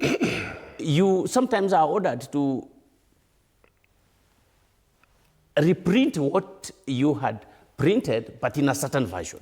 So let's not condemn media as such, and let Media Council understand its mandate so that it is like an arbiter. It should not quickly come to advise the media, through public notices like that, because if we don't agree and we go to it, then it will be difficult because we already know its position. That's why you see judges and, tribunal, magistrates, they do not come out on an issue. They have, by the way, they have a position, but they don't come out quickly because this matter might land in their, on their desks, and somebody will be like, I know you don't believe in us. You already gave a notice, and I don't have to name names, but I know when the Media Council wrote, I know which newspaper they had seen, and I know how the newspaper had written about Faith. So it is proper for a regulator to be a little more drawn back to allow those disputes to go on. But Fred, again, I just want to be sure that our people understand this, especially the Gen Z, much as we don't, they may think we are, I don't know what they call us, maybe too old or something, but the truth is this, and this is all about civic education. The young need to understand there has been a lot of noise since 2010, courtesy Kenya Constitution. Everybody has been allowed to draw the president, bury him, put him in a coffin, wake up in the morning. And a few people from that side who do not understand democracy have been kidnapping these young people and mistreating them. They don't need to do that. And also, the younger generation can enjoy the freedom and the democracy, but they don't have to go to the whole extent of hating someone, hating with passion from your heart. This is politics.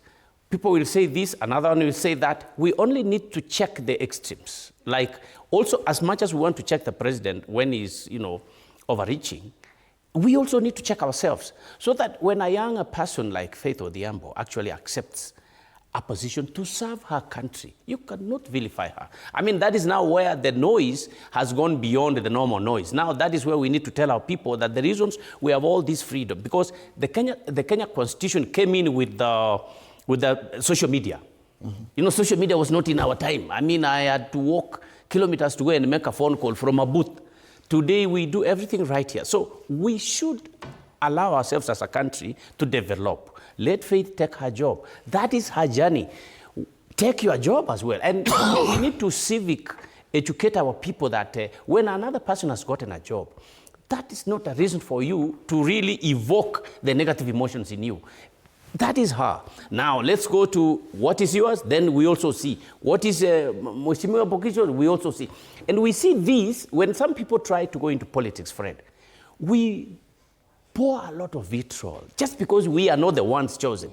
So I think this is where the nation needs to now grow, upstage its standards, and allow. Look at Makau Mutua. I mean, he's a sunny professor in New York, and he came down here because he understood the man that, okay, it's time also, I need to help my country. Now, if you start saying, oh, now you have gone to bed with so-and-so, so I think we need to distinguish, Fred, for your viewers, we need to, clearly distinguish between what you do with a human being as a president, and he holds a very complex position as a president, by the way. President William Ruto, yes. But he's also, I always call him Messi, Lionel, because he's a guy who will go into the ring, and once he's thrown down, he can easily stand up and say, okay, do me a favor. Come and take my position and fight. And then you start saying, no, I cannot. Oh, no, we don't like you. So let us understand the place of the president, yes, but we cannot stop criticizing the president, because for all this, especially when you say he's going to compensate, and I believe Faith Odhiambo as president of the society, will start with that. How do we deal with compensation when people are still in jail? And you have actually put them there saying they were doing wrong to voice, to defend people. All right. To picket, to protest. So if we start from that, and I believe Faith will actually take into consideration these proposals, then now we will see whether the president means good. But if the president accepts and leaves the young people free and pays them, and Mheshimiwa Bokisho has said, it's not only death, but also those people who have been, grossly inconvenienced. All right. And yes, debate is definitely split on whether or not President of the Law Society, Faith Odhiambo, should have accepted that appointment to the presidential panel of experts on compensation of victims of protests and riots. Bwana Bokisho, you wanted to add something? Well, I was going to say that compensation should not be seen as money in money terms. I think the ultimate compensation the Kenyans are looking for is a departure from the culture of arbitrary arrests, detention, and just the kind of thing that we see over here. I think that ultimately, extrajudicial killings and those things are the ones that people are looking for. The biggest compensation, actually the ultimate, should be when we do away with these things. And the government now is more, I don't know whether we say, more tolerant and accountable to people. And I think that that's what faith is taking there. So the first thing they do when they sit is called compensation. Let's define this compensation. And it's not going to be in terms of just saying, okay, we'll give you so much money. No, it has to be a holistic approach to this. And so let's have a tolerant attitude towards this thing, and I just ask our people, because we can condemn her later, but let's see what she does in this particular place. So I think we are in a place where we have to be a bit more, I think, we're measured when we condemn. Yeah. Political intolerance? Is it cancel culture? What exactly are we doing? But by the way, what do you think about her, the Law Society President, Faith Odhiambo, accepting to play a role in the Presidential Committee on Compensation of Victims of Abductions? And I have quite some feedback online. We try and sample. Makori Orina says, yes, I support. Let the LSK president offer her extensive expertise to the committee as they undertake the sacred duty of delivering justice to the affected families and victims. James Kikuvi says, yes, I support. George Mulaku, yes, I support. Who else? Okanayo says, yes. Is it a role in foreign land? He asks. Kenyans must style up and stop the bitterness and opaqueness in everything. People have become vague to a level that everything is bad. It doesn't help to be bitter. Once again, for those of you who do not know what cancel culture is, it is a cultural phenomenon in which an individual thought to have acted or spoken in an unacceptable manner is ostracized, boycotted, shunned, or fired, often aided by social media. This is exactly what's happening to the Law Society President, Faith Odhiambo. We're asking, should that be the way?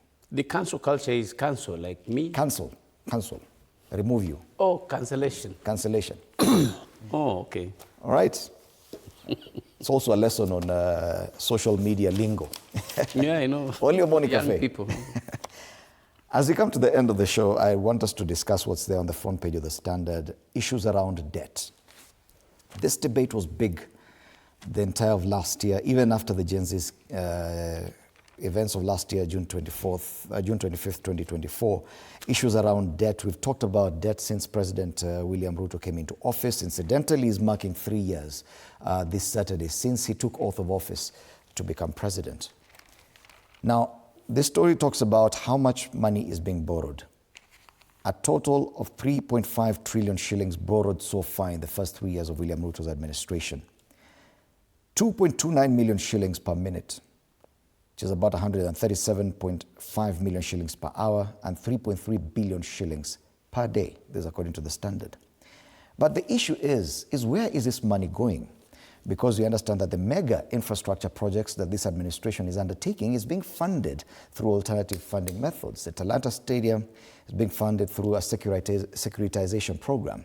The same Rironi to Mau Summit Road, they're using something similar, Bonodede.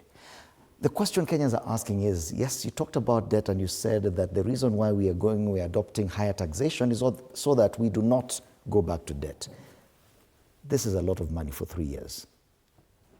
But where is the money going? That's the issue. Are we borrowing to repay debt? Or what exactly is happening? These are the questions Kenyans are asking. Yeah, sure. We're borrowing to repay debt. That has happened. A lot of debt that was there, that was left by the regime of the retired president and the regime that actually they shared with William Ruto. Some of those debts were coming to maturity in the time that William Ruto has now become president. You remember the debts like SGR. We messed as a country, and it is good to own up. When SGR, for example, were done, we knew these were debts we were borrowing.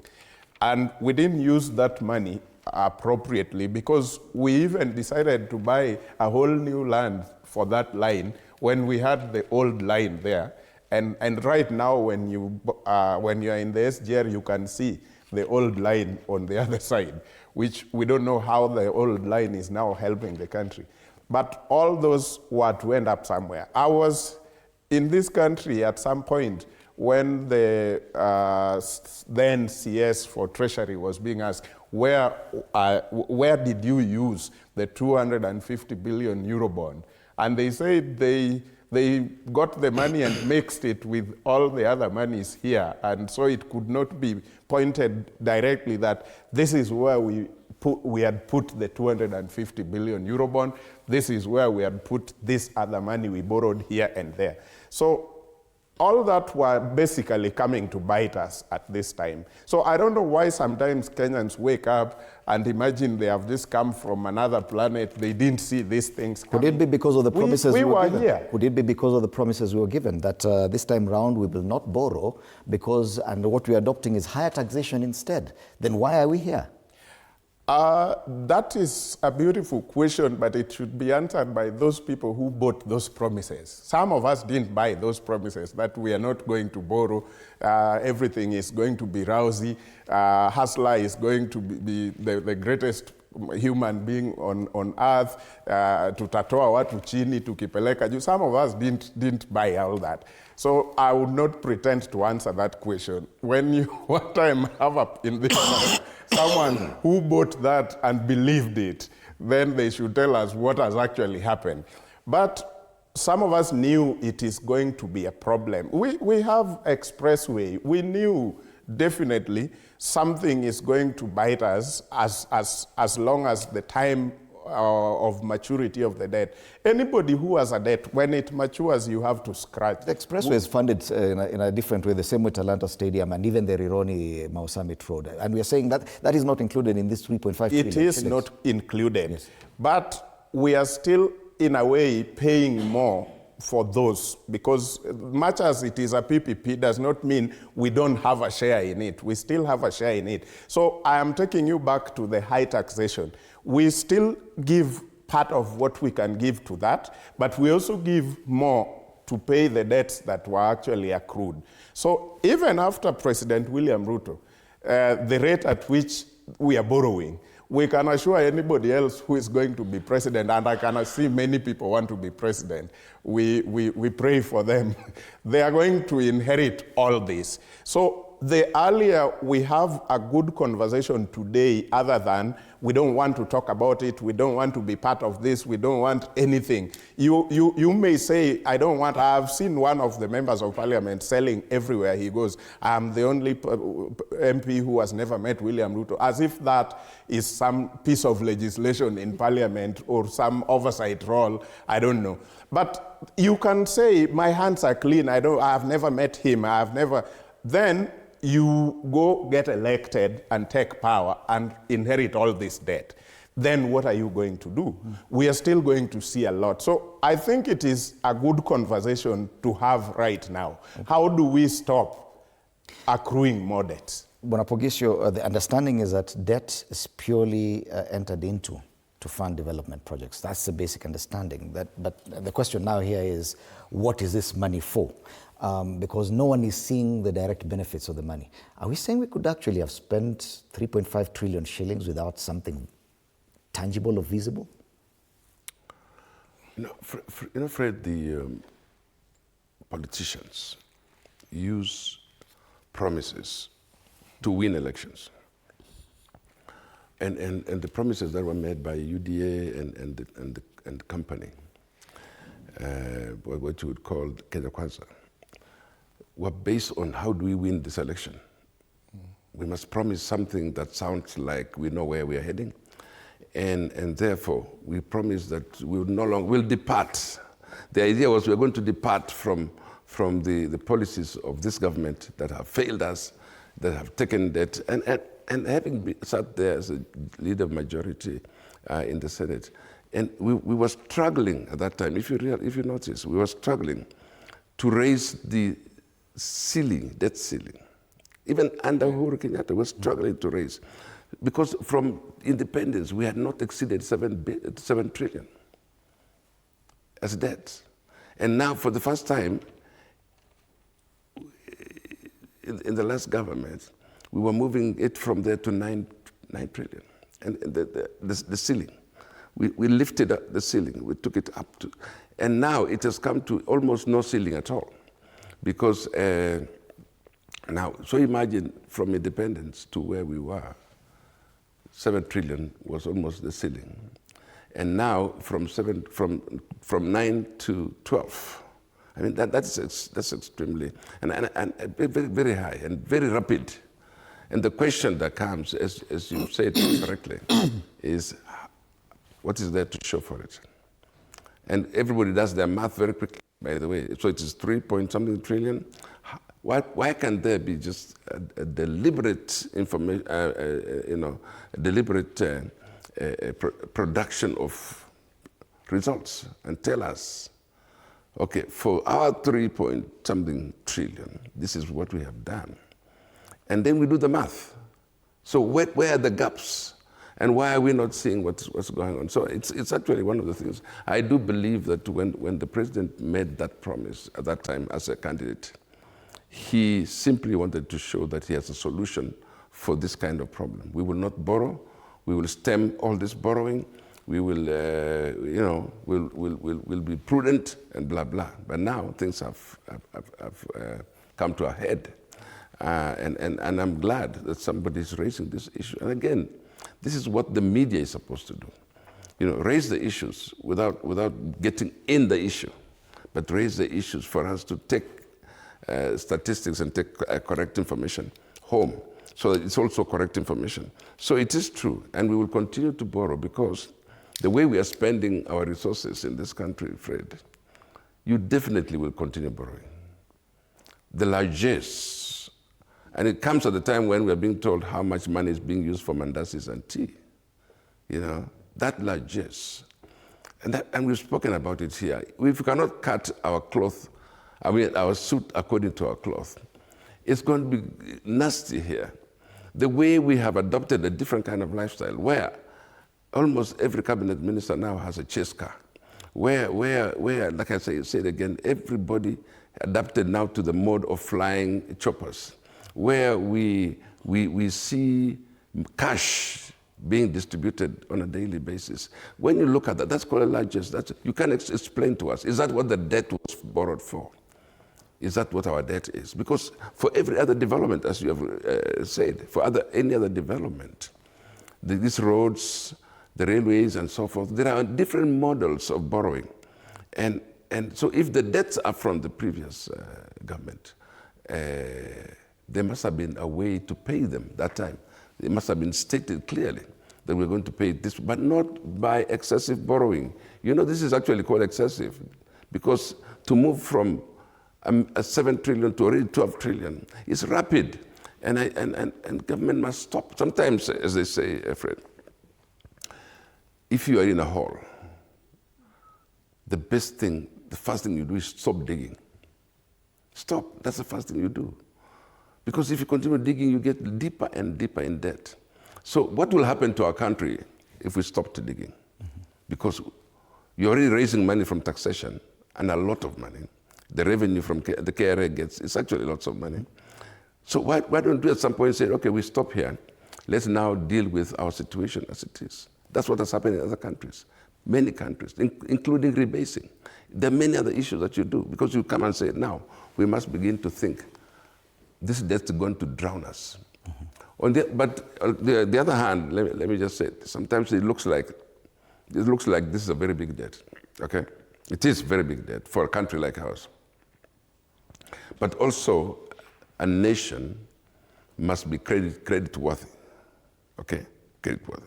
For people to lend you money, you must look like you are credit-worthy, just like any other customer in a bank. Mm. Yeah, so then the banks, people are willing to give you money if you have absorption capacity. The problem now is when you absorb it and then you don't use it for the purpose. And the question is, Wakili, because now we're marking 3 years since William Ruto took over. And in the 3 years, many people looking back, any tangible or visible thing that has been done in a different way. The affordable housing, there's a levy for it. Kenyans are paying for it. Mm-hmm. If it's SHA, Kenyans are paying for it. If it's Atlanta Stadium or anything else, it is either PPP or something else. When you talk about Uhuru Kenyatta, you mention SGR, you mention a project here, you mention the roads here, probably maybe the figures were ballooned, but you mention a project somewhere. 3 years down the line, where can we say 3.5 trillion shillings went? Yes, Fred, I'm a communicator and I believe in being myself and honesty. These are questions when you get the petitions filed by Omtata, for example, and the way they have, combed the papers, you may benefit a lot. But to answer your question, where is the money going? Number one, money is going to people empowerment. You see that every week, these guys, they have said they have about 5 meetings, I think 5 rallies every day, countrywide. They have divided themselves into those who go to Manyata, that's Kisii, those who, he said they don't like to go to his county. But there are those who go to other counties, Taveta, and they are dishing money in these places. They are saying, empowerment program in Kisii, we will take 100 million. Those ones in Taveta will take 200 million. The other place they will take. That is where the money is going. I mean, we can't even ask too much about why we are borrowing 1 trillion, but we cannot reflect it in our infrastructure.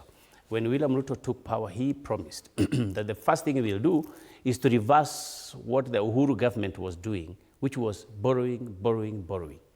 Then he borrowed a bit so that he can cover that the deficit, the debt, which in the international market, then we were considered not creditworthy, as Mheshimiwa is talking about. So then we came over that chapter because he said now the economy has stabilized. These are the president's own words. Now the economy has stabilized in the sense that, when you talk about economy, Mheshimiwa Bogisho, you are saying that we are removing the ceiling. We are communicating to your viewers. I mean, who creates this ceiling? Why are you creating a ceiling? Why should it not be there? Why should it be there? So in simple terms, what the president was saying, that's what I'm trying to simplify, the debate on this, because finance, by the way, is just like law. It's technical in the sense that how do you define what is stability in the economy, what is GDP, what is the ceiling, borrowing ceilings. So for your people to understand, basically, the point here is when we received this money, we received it in the first time to do what? To cover the debt deficit, meaning we had borrowed so much we needed to pay again, so we borrowed to pay. That was already concluded. And then the problem now came when we continue to borrow. You go to China today, you go to US, you go to which country, you invite them, they come here, and then everybody is looking at, now we received 500 billion here, we received 2 billion here, we received 6 billion here. Where is it? You are asking that, and the viewers, by the way, you will see what they will comment in media. Simply, the largesse, like Mheshimiwa said, these people live all the way from State House to public servants. And the problem with humanity, what the head is doing, every other part of the body would do. So if they feel that the money that came from China did not go to where it was supposed to go, definitely everybody is copying that. And you can imagine all the way to the clerks, to the counties. That is where we are losing the money. The money is simply being looted. The money is simply going to people's pockets. And it comes in, over there, you do a proposal like it's going to help infrastructure. But once it arrives in the country, you put it in a large, basket and decide who is opposing us, so-and-so. Can we tap him? Who is that, so-and-so? Can you give him this money to facilitate? So the major problem of the powers that be is they want to maintain it without, losing. And they are using a lot of money to do that.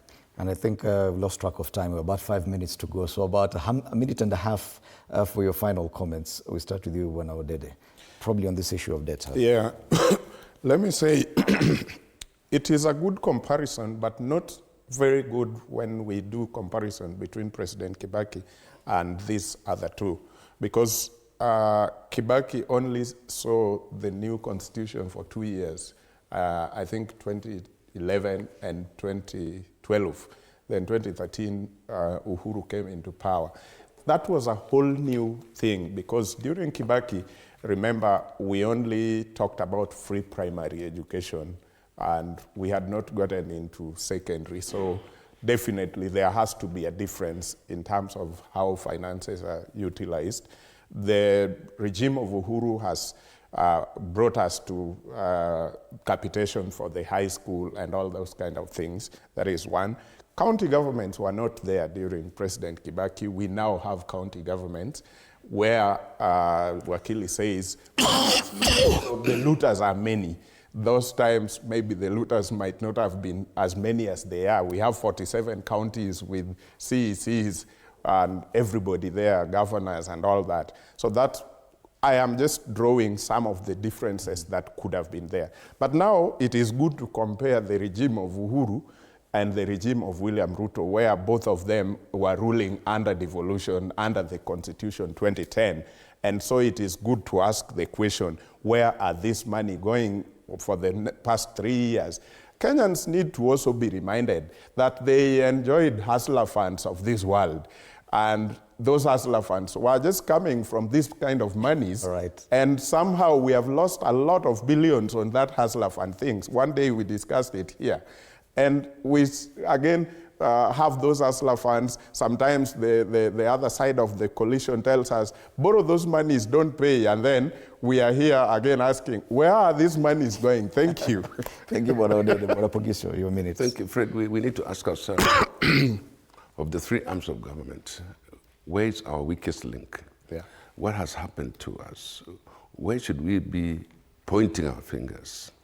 Because it's become so easy to loot, very easy to show what you've looted. And so what is it that we need to do? Who is our weakest link? Is it Parliament? And is it the judiciary? Of course, the main looters are in the executive. But look at what we've done in the counties. We send money to the counties, and the counties are asking the same question. Our allocation was 7 billion. What is there to show that we got that 7 billion? The same thing we're asking the country. Yeah. So if we have devolved corruption, devolved stealing and looting, let us begin to ask ourselves, where is our weakest link? And let's address that issue.